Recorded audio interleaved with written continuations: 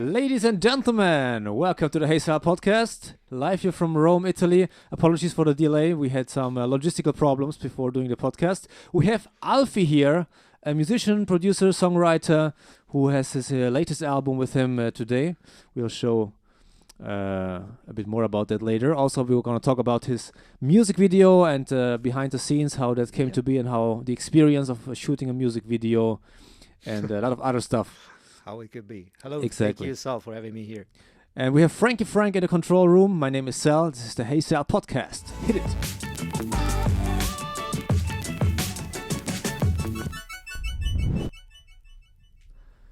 Alfie, welcome back. Thank you. How are you, man?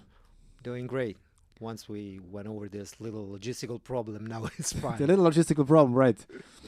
So Alfie, he went to the other side of town to record a podcast. He forgot that we're in Trastevere now. Yeah. So he went basically to the other side of Rome, to the east side of Rome. When things get bigger, you got a new studio, new location. Of course, yeah. Where you can have your podcast in. So I apologize for that. Well, I'm glad you made it in the end. Yeah, it was quicker than what I thought. Okay, I ruined it all. And no, here I am with those typical 25 minutes Fantastic. delay. And you brought your album here. I'm going to show it into... I did. Very nice. So this is called If She Could Only Remember My Name. Yeah. What does that mean? I mean, I know what it means, but what does it mean to you?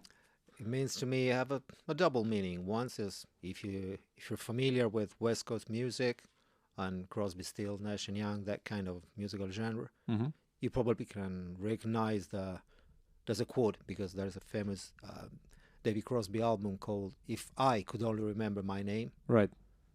And yeah, I turned it into If She Could Only Remember My Name. And in this case, I guess in its own version, it was dealing with, his drug addictions, because there was a period when he was so out of his head that he could barely remember his own name. Right. In my case, I used it because the making of this album has been a little bit troubled because, like, my mother got this Alzheimer syndrome many years ago, and so she still is a lovely person, but she doesn't have a clue on who I am. So, wow. Yeah, but I can coexist with that. And it's a part of life, Right. So I don't take it easy, but I know how to handle it. Right. So, yeah, her presence was there while I was recording this album. It was conceived for another woman, of course. Fortunately, that Edipo thing right. is not that relegated into me. But yeah. It's a double meaning. All right, I'm just checking here for our live chat to see if we're live, actually, but it looks like I can see you, so... You can't see me. We are live, yes. Oh, you can only have the pleasure of hearing my delicious voice. Oh, yeah. No tones on the mic. Did you ever do any voiceover work? I did, but I was on the other side of the glass. I was in the control room, and I was taking care sometimes as a sound engineer. But when I was really lucky, I had a chance to work both as a sound engineer. So I recorded voiceovers from other voiceover guys. Or I was charged to play the music, to write down the original music for some commercials. That's been a wonderful period of my life because it was really fun, quick, and why not to mention it was very well paid. Right. So it was like, Minor detail. Yeah, right. Not that minor. Yeah, it made life go easier. And you were living in Milan back then, right? Yeah. You were on the podcast last year when you told me a bit about the backstory in Milan. That happened in this wonderful place called Music Production, who used to be in the very center of Milan in Via Solferino. And we had a lot of fun along with Vittorio Cosma. And let me salute him because he's the guy I've learned almost everything from. Yeah? So, yeah. He was your mentor, basically. Exactly, my mentor. Yeah. How old is he? He's probably, Like, was he your age, or is it like somebody who's older or more experienced? My older brother is probably a couple of years older than me. Right. And if she looks younger than me, he looks younger than me, but he's got so much experience. Yeah. He's actually slightly older than me. So I'm 22 now. He'll probably be 24. Right. So was he also a point of reference for you? Because, we started talking about your mother and she could only remember your name. Like, it seems to be very, very hard to go through something like that.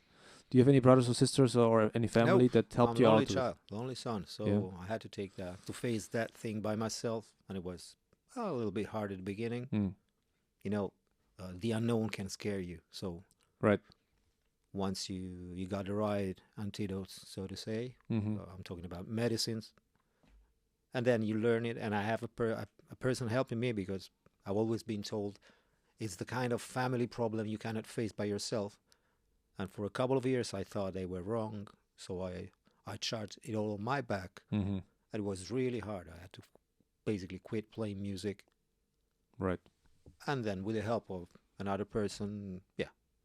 I mean, there's a tender side on that, you know. It's like, there's a common sentence they say, elderlies are like children. In that case, they're literally like children, because they're almost unconscious, unaware of what's going on. Right. So you treat them with all the love you would treat a child with, and with the same tenderness, basically. But it's how do you approach people that have that kind of disease? Like, what's the right and dignifying thing to do that? Like, I don't know basically nothing about the whole disease, to be honest. So, is there do you have to give them movements and walks, for example? I mean, can they walk outside after a certain stage? No, or no. Look, in her case, in her personal case, she no longer can. So okay, so it's very advanced. Yeah, an indoor thing. You have to be. I think the number one gift you gotta have is patience. Unfortunately, I'm really gifted about patience, so I can be really patient. And you know what? I remember I posted one thing on Facebook. I had a picture with my mom, which was probably the very first time I used to post the face of my mother. She already was 80 or something, and I called it turning problems into opportunities.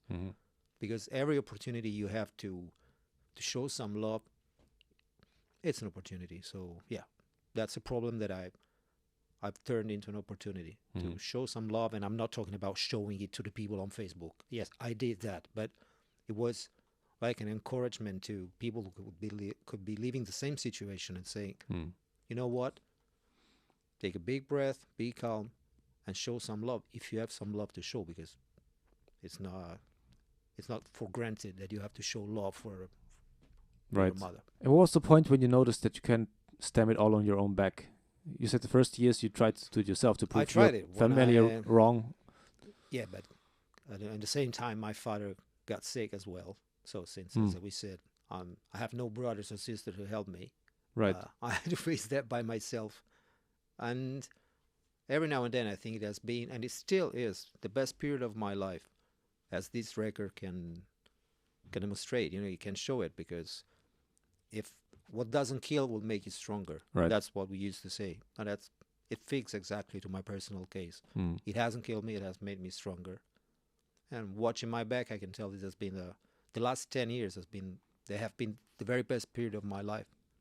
Even if I had to coexist with this kind of thing, but it didn't stop me doing music, new friends, falling in love, in and out love, and basically living, you know, traveling. Of course, it demands a lot of, beyond the passions that I already mentioned, you have to take, you know, a lot of agreement with people. Can you replace me at doing this in that moment? But yeah, if you so you need very good organizational skills, I suppose. Exactly. And you also have to be lucky, because, you know, maybe I could make this big gift to myself and a person I'm dating. We went to Japan together. Right. And it was like a big bet. You know, you go, what if once you've landed to Tokyo, you receive a phone call or a message on your phone saying there's a big problem going on here. But yeah, you have to take the challenge, you know, take a chance. Fortunately, it was fantastic. So yeah, demands a lot of organizations and luck.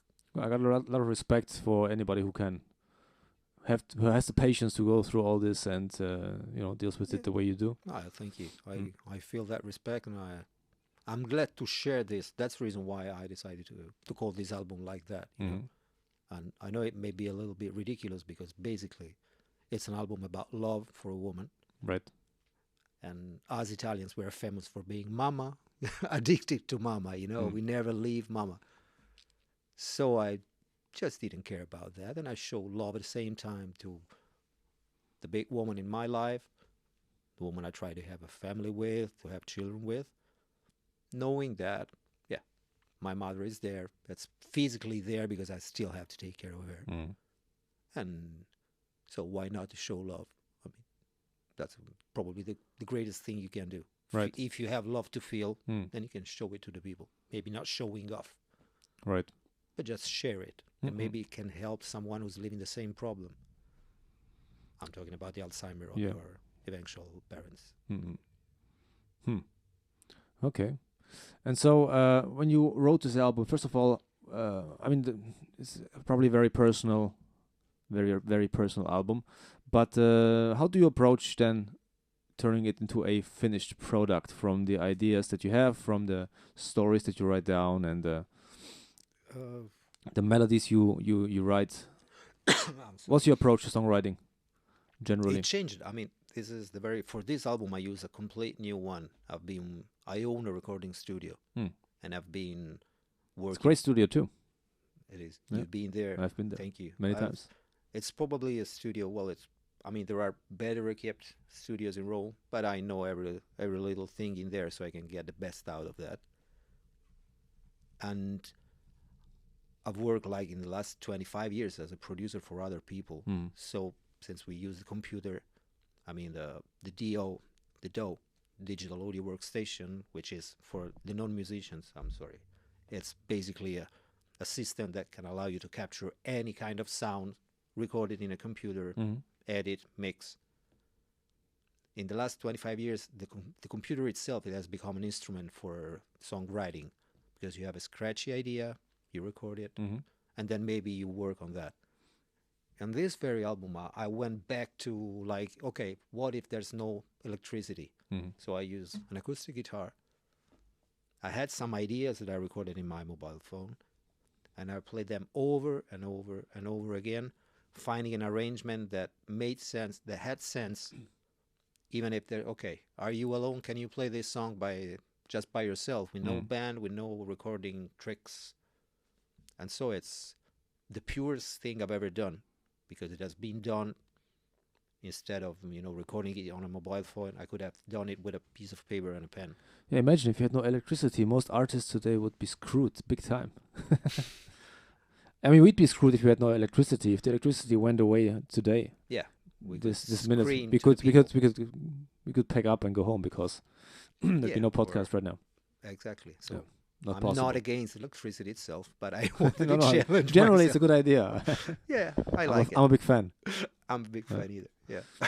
But yeah, so you liked a very classical singer-songwriter approach to it. You want to be able to accompany yourself on an instrument, sing the song, and with or without a band, or without. Yeah.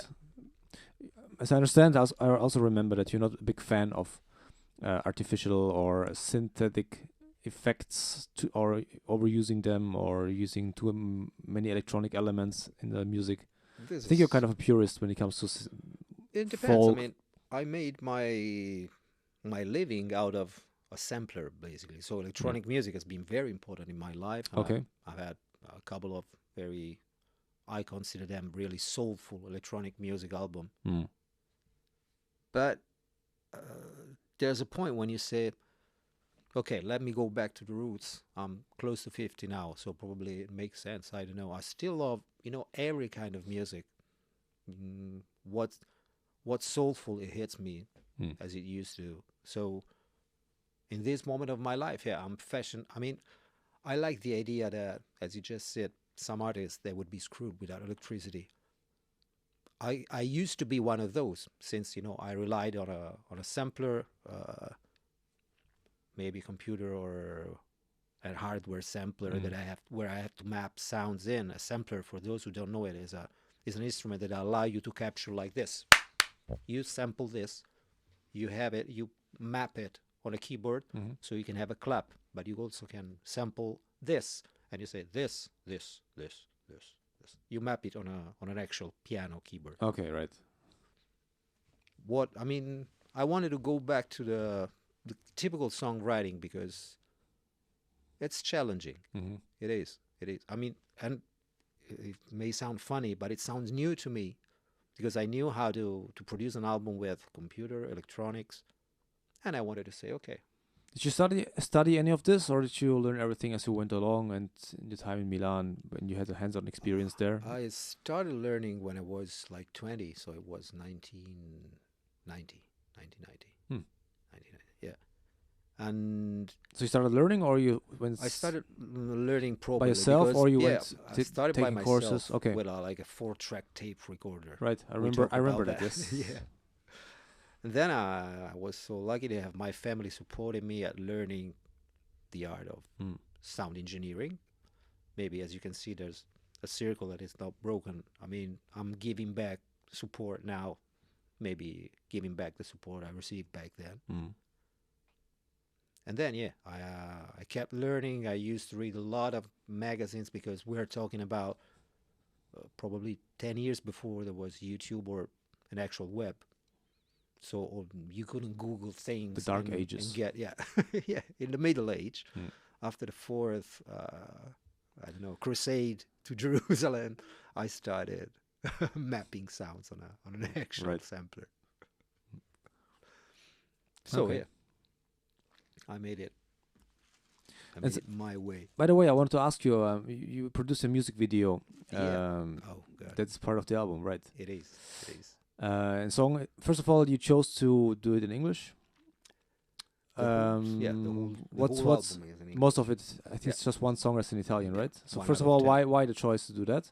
Since we're in Italy, and second, I would like to know, what's the experience of shooting the video Shooting the from? video. But first of all, why did you choose to write everything in English?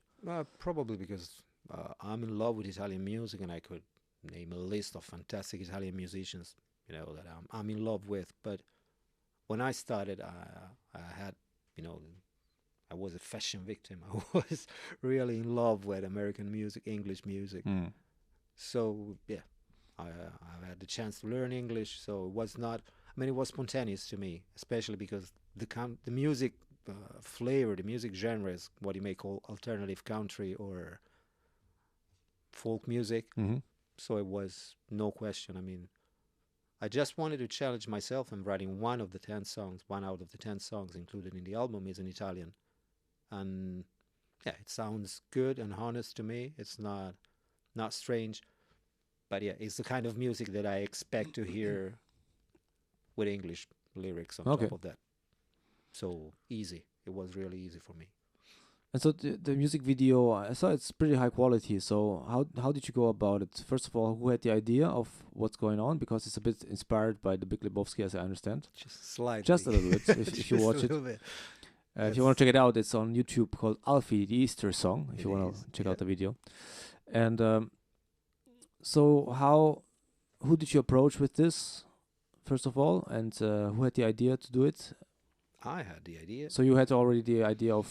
I had these songs that sounded like filmic, so to say, because, when most of the non-musicians, when they hear an electric guitar with a tremolo, which is that effect that like chops the volume of a sound. Right. Well, I don't know if I'm happy or not with that, but they all say, oh, it sounds like a Tarantino movie. Mm. So yeah, once again, yes, it does, my friend. So it's what you may call like Tex-Mex music. Right. With some Latin vibe, maybe, with a typical blues and American approach to that. And since I'm a big fan of Big Lebowski, it's one of those movies that I don't want to say changed my life, but I'm really in love with it. Mm-hmm. I started thinking, why not to shoot a video just like a tribute to that movie? But I thought it would have been nice to make something different. Okay. And so who did you approach with this idea? Because once you have the idea, it's one thing to have the idea, but then you have to find the actual people who can transform it into a real product. I really didn't know how to handle it, so I started Googling like independent filmmakers Roma. Really? Google again. It's always Google. Google again, yeah. Google knows everything. And all of a sudden, while I was trying to get some information by various, what you can do in those cases, you find like a show reel. Mm-hmm. You give it a look and say, well, I like the style of this young director. I don't know him, but let's try. Why not? How old is he? Let me finish the story. The crazy thing is that I contacted one that I found on Google. Mm-hmm. He was so young. He was still a student. I won't tell his name, but being in touch with him was so difficult, because I felt like disturbing somebody while I was asking you, I mean, can you work for me? So you're paid for doing because that. he made you feel like you were disturbing him, or? It was almost impossible to talk to him. You texted him and he replied you on WhatsApp like 2 days later. Okay, maybe you're too busy to mess. To dignify me with an answer. Exactly. Right. And then all of a sudden I realized that one of my best friends, Andrea, is a fantastic guitarist, but he never made a career out of music, but he lives in TV productions. But since it's like my soulmate, my big friend, I wasn't thinking about him in terms of, a job. And then I remember I was driving once at night, was desperate because this young filmmaker wouldn't help me. I said, man, I gave him a phone call. Can you help me about that? Have you got a director? I'm not asking for some Oscar awarded winning director, but someone who can, give me an estimate and say, okay, this would be the cost for doing this. And he said, okay, I'll call you tomorrow at noon. And he suggested he had me in contact with this fantastic director, which is Alberto Di Pasquale, who's an Italian director who's been working in countless productions, TV shows, national broadcasted TV shows. And what's funny in life is that the young and pretty unknown filmmaker was really difficult to talk to. And this sought-after, well-known director, he was calling me and said, I'm enthusiastic about that. I want to do that. And guess what? He had me, he built up a team for me, because when we shoot a video, there were like 9 people working there. It was absolutely professional. And he did it for free. He did it for the pleasure, because he shared the same passion for the Big Lebowski. Okay, nice. So we had, it impressed me because, when you are there, you can't allow yourself to waste any moment of the day. So they scripted everything. They had a storyboard. They have all those things that I couldn't do. They done that for me, and the result is fantastic. I mean, it was a lovely day, and it was shooted along with good friends, good musicians, and I saw Sandro in there, Sandrino, our common friend, trumpet player. You killed him there in the clip. I saw. Now you spoiled it. You ruined it. That was the important I think the part world. of the...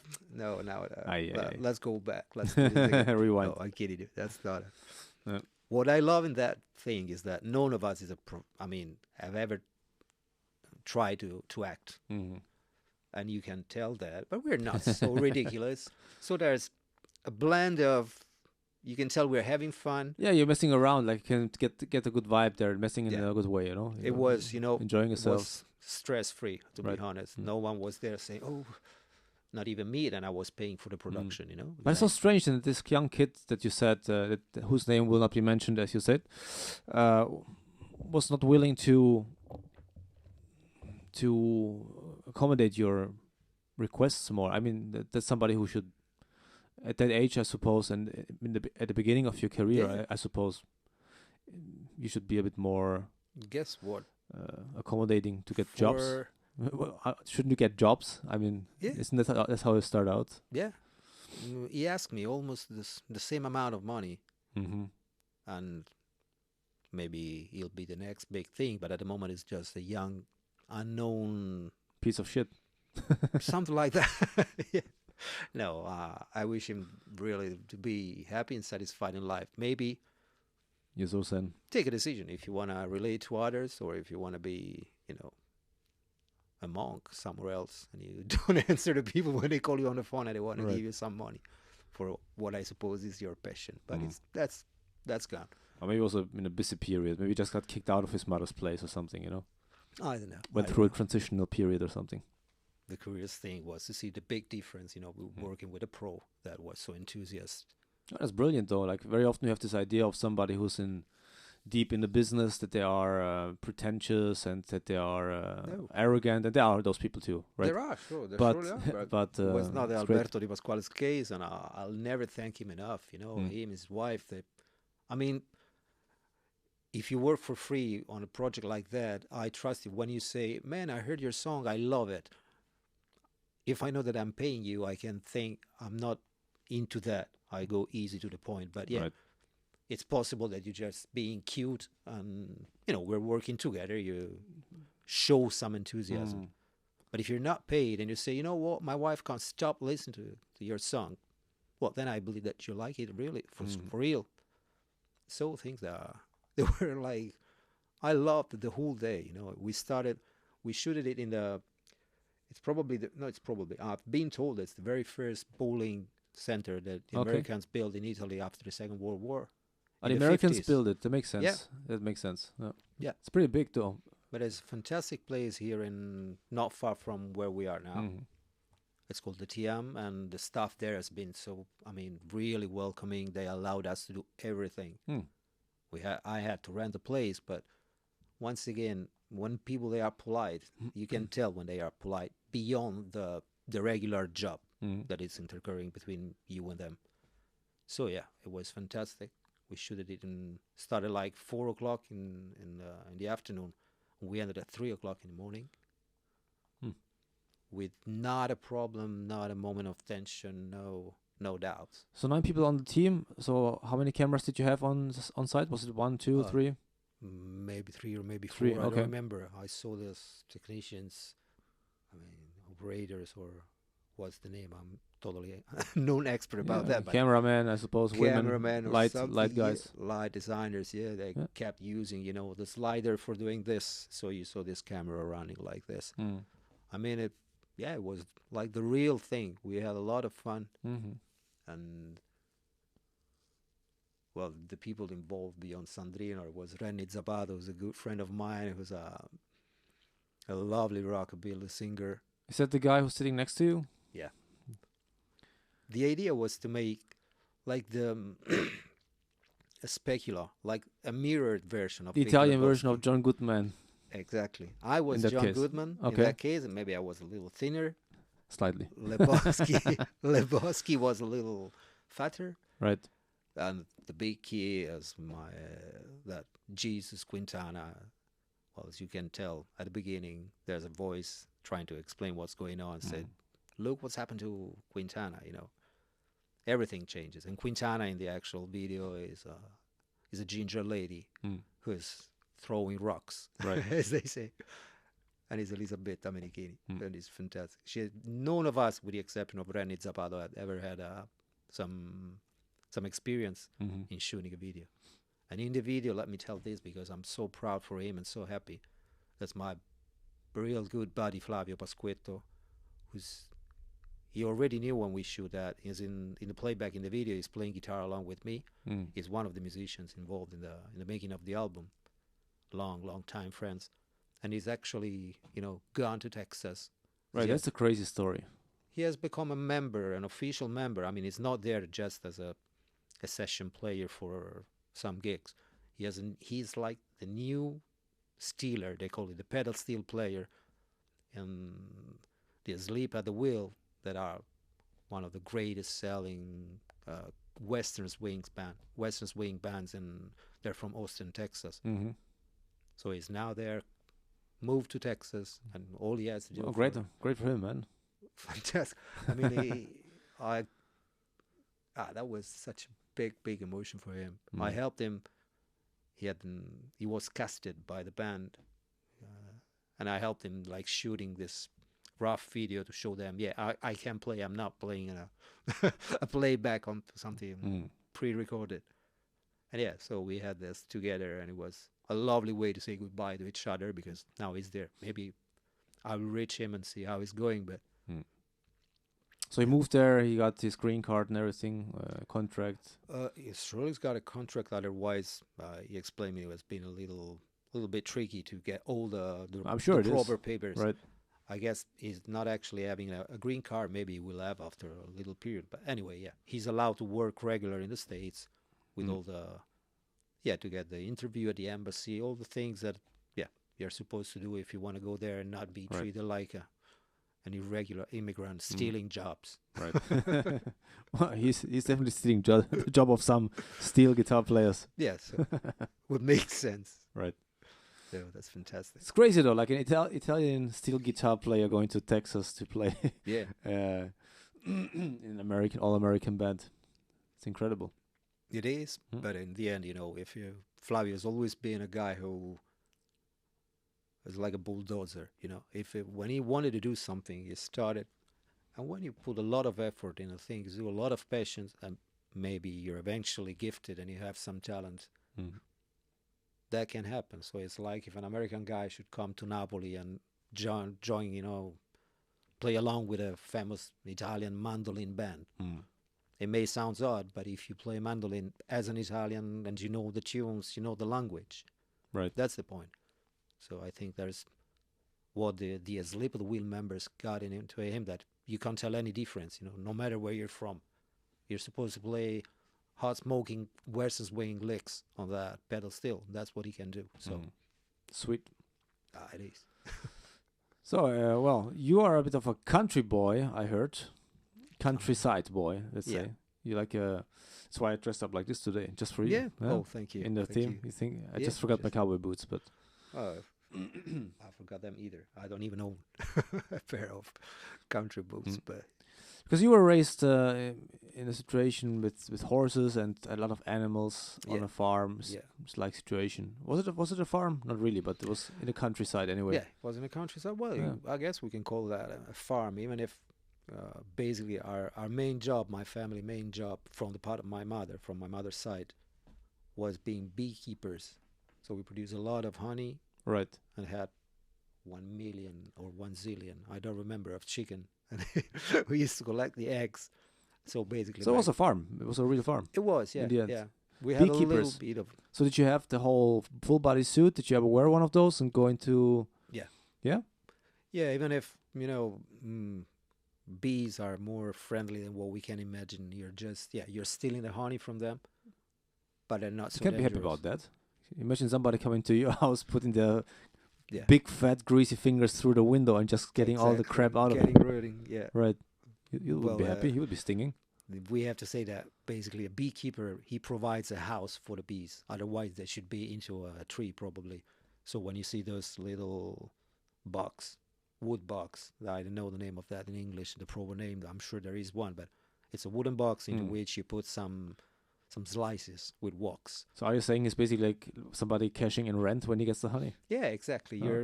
It's like a business, like everything. You provide them a house, a warm place to stay. I think Peter has something to say about that. It used to be a fantastic job, man. I remember that I loved it. I loved it. Yeah. What's the experience like? It was, as I said earlier, in the countryside, you are supposed to work.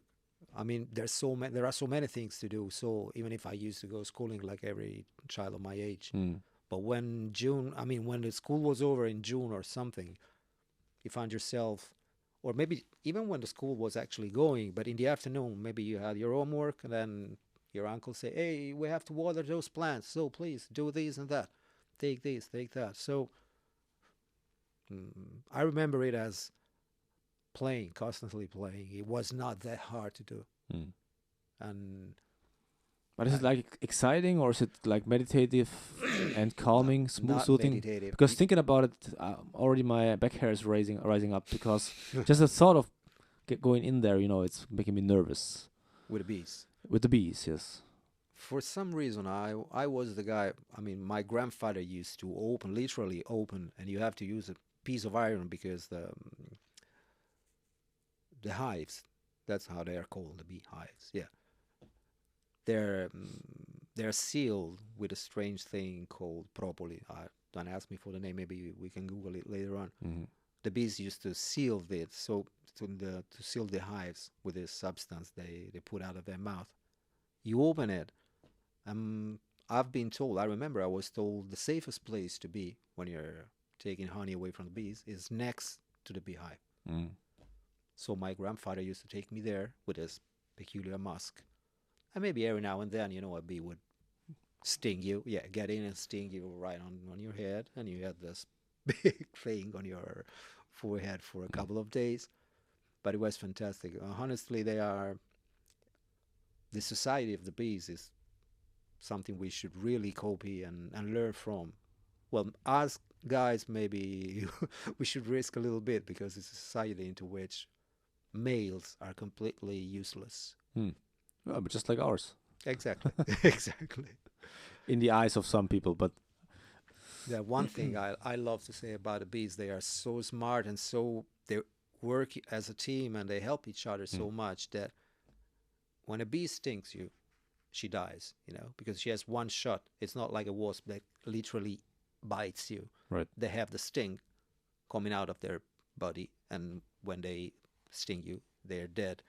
In that very moment, while dying, they get a pheromone out of their body, and that's the signal they send to other bees, like saying, it's dangerous here. That's why I'm sacrificing myself for you. Come and help. Okay. And all the other bees can detect because they can smell everything so far from where they are. Right. And they all go. So they work as a team, and they help each other a lot.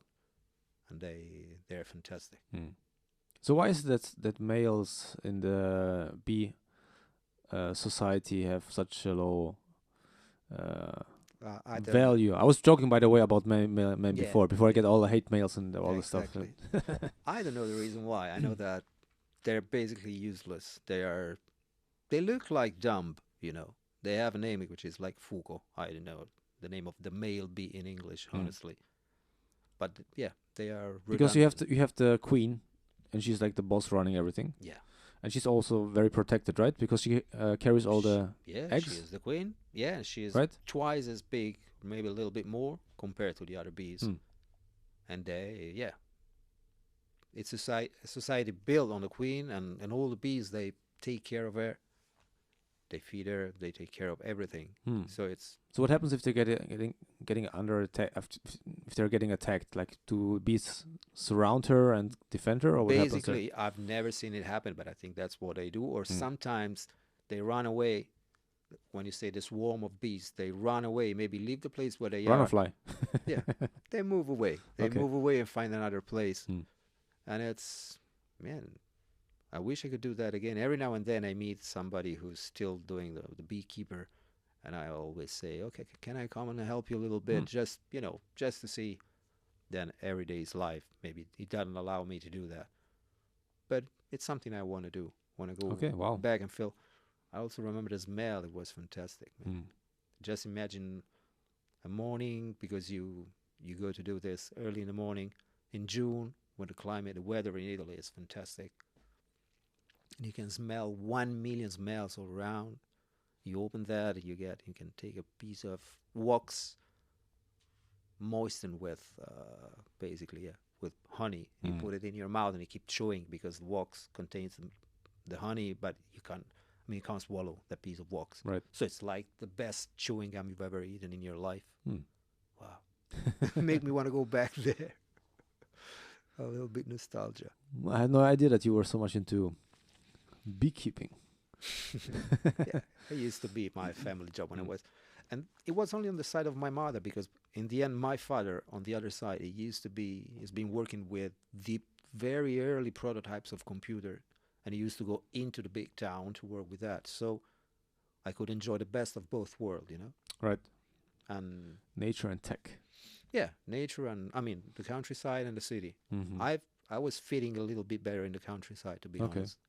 I was easier to relate to dogs, cows, chicken, and bees, rather than arrogant, bullying teenager when I was 12. Yeah, but there's something soothing about going to nature generally. That's why we always try to get out of the city every now and then to just be in nature for a day, and somehow it has this magical capacity to rejuvenate you, to re-energize you. You feel you rarely go to nature and you feel shittier afterwards. You usually feel better, no? Yeah. Unless, I don't know, you go for extreme hiking and you never hiked in your life, then maybe you're not so happy about it. No, right. It worked the opposite for me. I was constantly in the countryside. And then when I was 13, I started going every day to Rome, because my school was into the town. So it was no longer around my house, like in a country environment. And honestly, I enjoy both of them. All right. The beekeeper goes to town. Exactly. Speaking of the town, it's a brutal transition that has nothing to do with town, actually. But you have your guitar here next to you. It's a lovely guitar. It is. And I think you brought some tunes as well. Maybe you want to try to see if you can listen, because the thing is we cannot show any videos actually of we cannot show the video or anything from your album because we're live streaming, and YouTube will possibly block our video if you do that. Oh, I don't know. Because there's copyright, I think, on your stuff. I guess for the YouTube algorithm, so it's risky to do that. Yeah. But if you played something, that could be possible. I will. I would love, you know what, to play the very first song, because it's from where it all started, when I realized, I mean, this song is so good. Now, don't take me for arrogant, but I was so in love with that song that I said, I wrote a song, I love it so much. Yeah, let me do something more. And it's a song I started playing when I used to come to your open mic here in Rome, open mic Rome, at Fiddler's Elbow and other location you had, and make me want to record a new album. I haven't been recording an album since I can't remember. It's probably 15 years ago. Wow. And it used to be so different. I still was, noodling with samplers and computers. So I said, okay, this very song that I'd like to mumble now, it's where it all started. I'm hoping it is not too noisy. I put the mic in here. Yeah, maybe, no, don't put it too far away, maybe, I think. I promise it wasn't. It could have never been noisy, but it was. Let me see.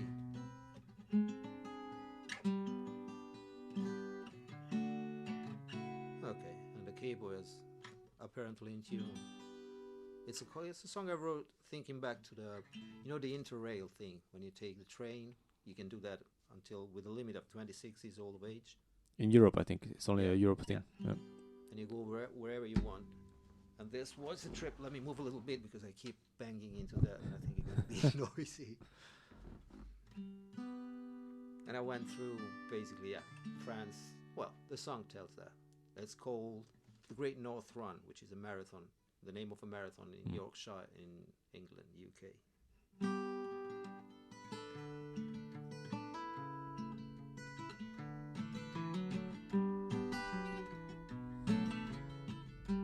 When I was 26, I had this long trip by myself.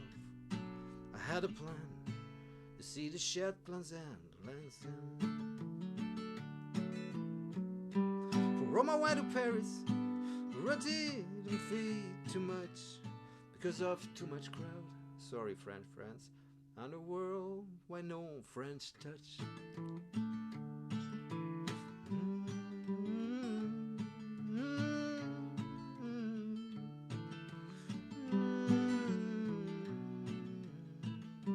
Then I met a Turkish lady in Brussels. I thought that she could read my mind. She said, son, you're just about to cross that line. She knew I felt so sick, but in the end it was okay. I used to lie awake each night, I used to sleep all through the day.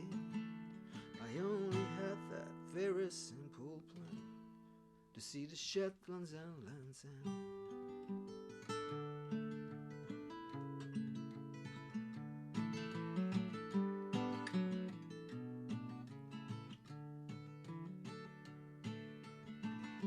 I met a madcap in Newcastle who was the smartest guy around.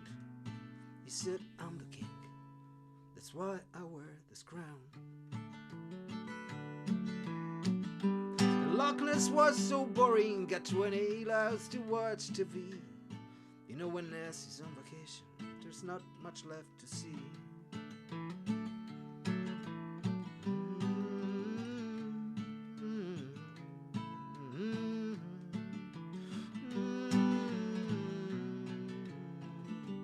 Had me tattoo in Aberdeen after I drank 9 pints, I guess. Woke up myself in Glasgow with some inclines on my chest.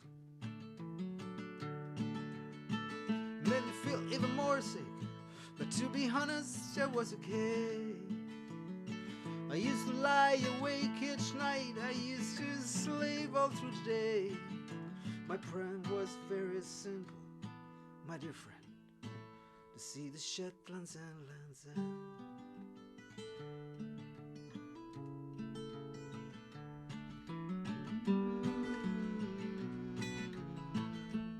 suddenly I did realize the reason of the trip. I had to stop to scan myself and allow myself to live. And most of all, I had to change my plan and turn a young boy into a man.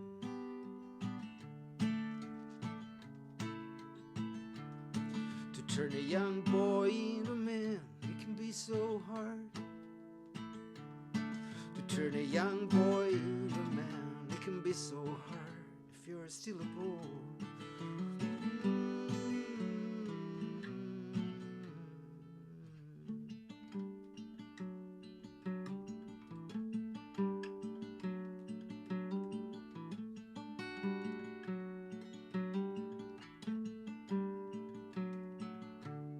Just knock on my door if you wanna know more. Just knock on my door if you wanna know more. Just knock on my door if you wanna know more. Just knock on my door if you.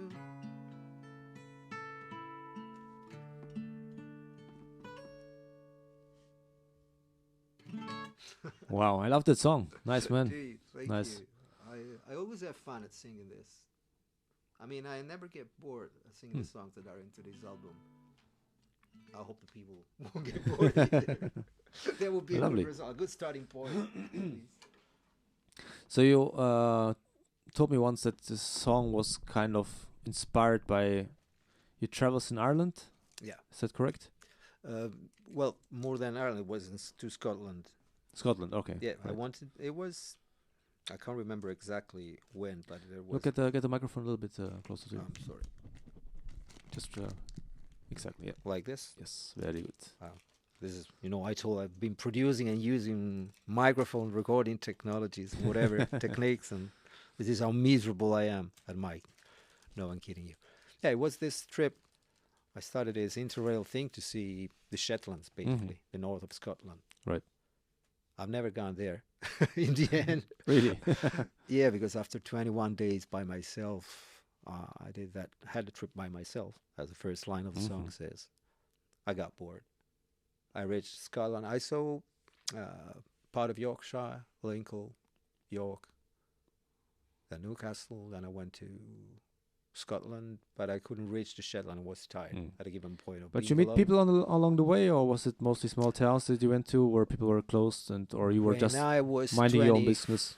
When I was 25, I wasn't that good at creating. I was really shy. Did you speak English back then? Yeah, I used to. I had no problem not communicating, but I mean, it would have been the same. I wouldn't have been that good neither if I was in Italy. Going to Milan, I was shy and needed. That's why I was trying to turn a young boy into a man. And I mean, that's the moment when I realized I had to. I'm not saying that it happened when I was 26. I just realized that I had to. And I'm still working on that. I reached a good How's that going so far? It's going quite good at the moment. I think I'm 65%. 65% there.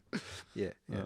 Turn this young boy into a man, because I hope there's still something young into me. There is. Well, I guess it's always hard for men, for women to transition from being a child to being what we call a grown up. Then how do you define what is a grown up? I mean, you can define it biologically, I suppose, when certain things happen, like when you start losing hair, or when it's your personal story. Certain problems start expiring, transpiring, or you've reached a certain age, but there's so much more to it. It's also important. Maturity, experience. Yeah. And there are certain things that you want to grow up to, like you want to be more organized, maybe, if that's what you're into, or be more logical about how you approach new things, systematic, and trying to give sense to the things that you do and not just do them. There's many ways to... Probably, from my point of view, is to live and not let life leave you. That's always good. You should lead your life and not the opposite. I mean, it should be... I think it's a must. You have to love yourself in a healthy way, because it's the balance you have to reach. I think it's a lot of balancing things out, actually, in the end. That's what probably balance. it's about. Because you want to be grown up, you want to be serious about certain things, but Sure. you also want to be still creative and care And less in certain situations. and childish when Right. needed, you know, Right. because I mean, if you lose that skills of having fun, of joking, of kidding, of Being curious, like yeah, children. curious like children, not you got to be responsible, you got to be mature, you got to know what to do, know how not to damage yourself and how not to damage others. And I mean, I'm talking about the pedestrian that crosses your street and maybe the person you live with. Right.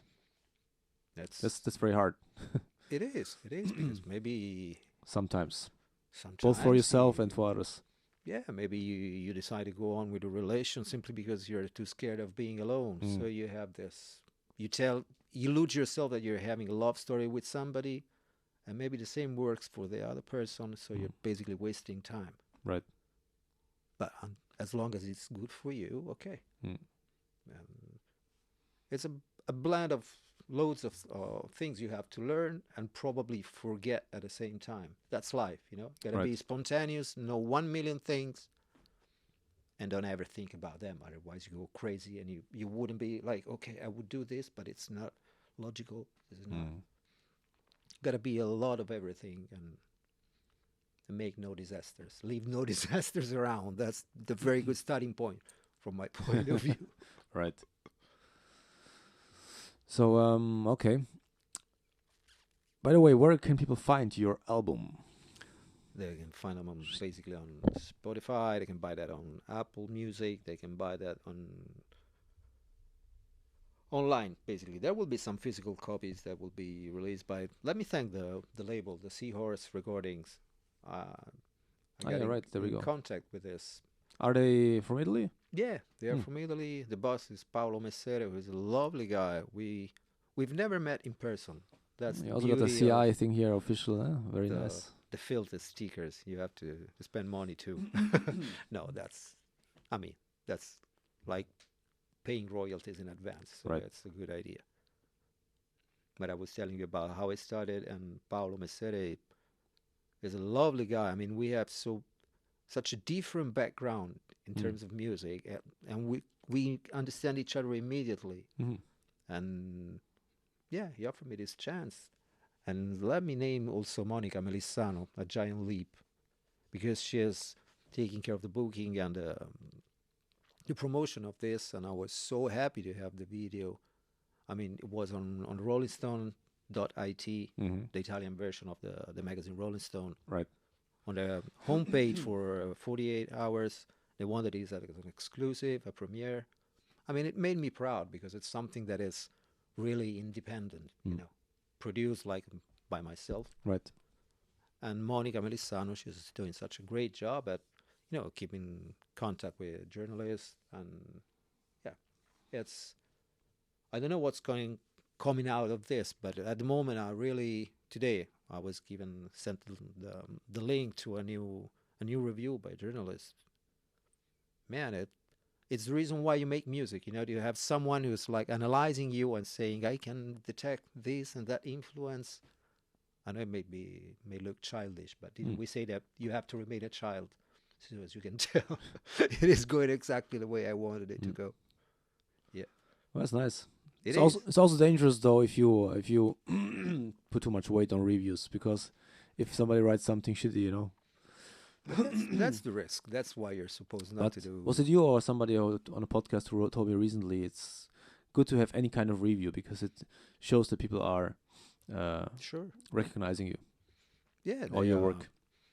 I mean, maybe I think if you're a journalist, maybe you don't like that kind of music in general. If you hate folk music, your boss will not ask you to review that one. He knows, okay, he likes, I don't know, EDM music, so it makes sense. But even a negative review could sometimes be what you need. I think that nothing happens just by chance. There's always like a path. That's right there. Yeah, can help you. Of course, I mean, it demands some honesty and that people doesn't want intentionally damage you, spreading like hate. But yeah. But I think that the most transformative moments in my life have been when I've been confronted by some some really negative situation that could have been a comment or even worse stuff, you know, like maybe situations that I ideologically didn't think would be fair in my, towards me. Yeah. Where when life really goes down completely the other way. Tell me one of those. Let's switch this situation. Hey guys, no, Sal undercover. No. Next time. Next time. Okay. Why not? No, but I agree anyway. I mean, I told before. What did I tell you before? If it doesn't kill, will make you stronger. Right. I know you're already there. You already heard that, everybody. But that's true in the end. You know, some sayings they are so obvious, and they work because they are true. So exactly, yeah. I mean, it's from biological or physical activity. Like if you keep on, working out your muscles, you tear them apart. If you do muscle training to make them stronger and to make them grow, for example, if you're doing that, or if you're fasting, for example, keeping yourself constantly at a slightly hungry level is actually very good for you because cells renew faster and there's a lot of health benefits apparently. I'll ask you more information about that. We'll talk about this, but yeah, intermittent fasting, big fan. And so it seems to be good for you for your longevity too, on a physical level, but also not only when it comes to your body. It's very often very good to be confronted with negative shit so you can get over it. You have the chance to get over it. I mean, of course, it doesn't have to be something that's so life-changing that you want to kill yourself, and then you do it. That's bad. We don't want that. That would be too much. Yeah. But the right amount. It's about the right amount, and your capability to confront it, then not to be put down and to tackle it and try to grow. Take it as a chance. Like if you seem to be somebody who sees things as a chance. You seem to analyze things and to see on a grander scheme, because not everybody can do that, Yeah. Some people, they are overwhelmed by what happens to them and they just pity themselves and then they dig themselves in a hole and that's it. And it can also happen to everybody. It also happened to me. But then eventually if you manage to kind of see the bigger scheme of it, to kind of see yourself from a bird's perspective, very often it helps. Wow. If you can imagine that, if you can visualize that, no? It's actually, I think, also a meditation technique, if I'm not mistaken, to kind of visualize yourself from a bird's perspective. But I might be mistaken. Really? You can ask Google. Google knows everything. You could ask, but that makes me think, though, when you study, music and instrument. Yes. I remember I've been describing it. I've been using exactly the same words you did to describe how you feel once you learn it properly, because you keep repeating it and you got to have a lot of discipline. Because you're asked to learn it so slow at the beginning, because you got to get rid of all the wrong moves and notes you can eventually play. And then once your muscle learn what you have to do, I said, I felt that very thing you just said. I could hear myself talking. I could see myself from up.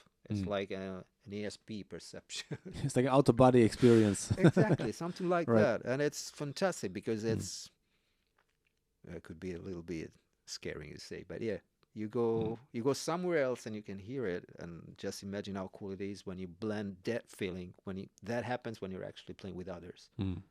That is fantastic.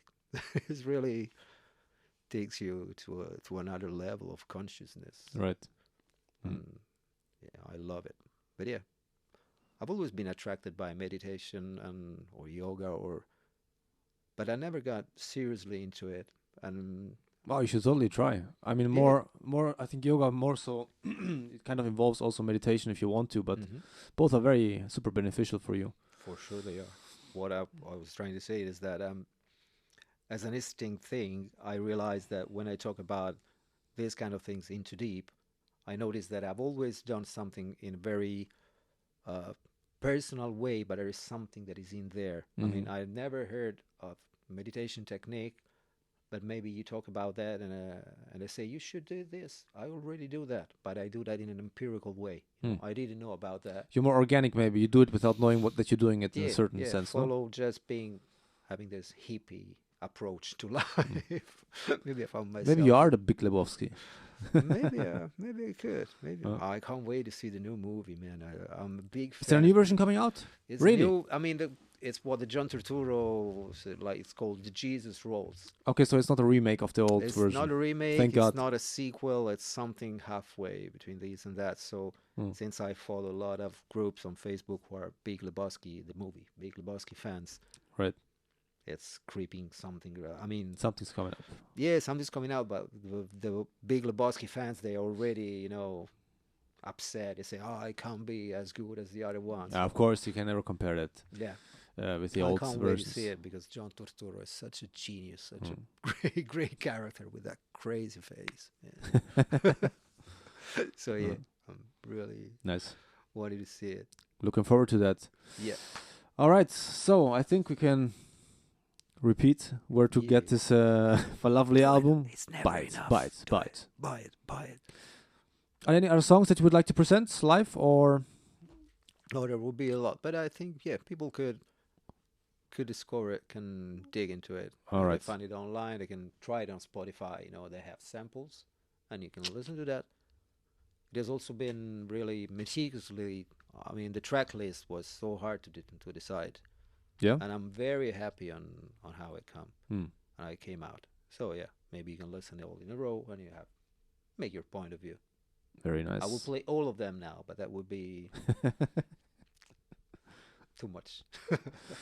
All right, ladies and gentlemen, thank you very much for watching the Hey Sal Podcast live here from Rome, Italy. Alfie, thank you so much for coming all the way Thank down you, here Juan. from Pineto today. Okay, now that was the logical the logistic problem.